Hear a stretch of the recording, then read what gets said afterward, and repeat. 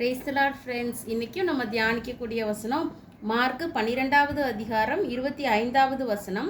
மரித்தோர் உயிரோடு எழுந்திருக்கும் போது கொள்வனையும் கொடுப்பனையும் இல்லை, அவர்கள் பரலோகத்தில் இருக்கிற தேவதூதரை போல் இருப்பார்கள்.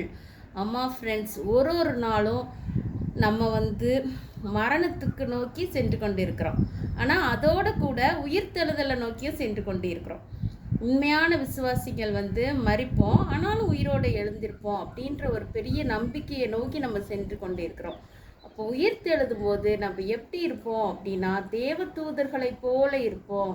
தேவதூதர்கள் எப்படி ஒரு காட் கிரியேட்டட் பீயிங்காக அவருக்கு ஒபே பண்ணி ஒரு சோலா ஒரு ஆவி ரூபமில் இருக்கிறாங்களோ, அதே மாதிரி நம்மளும் இருப்போம்.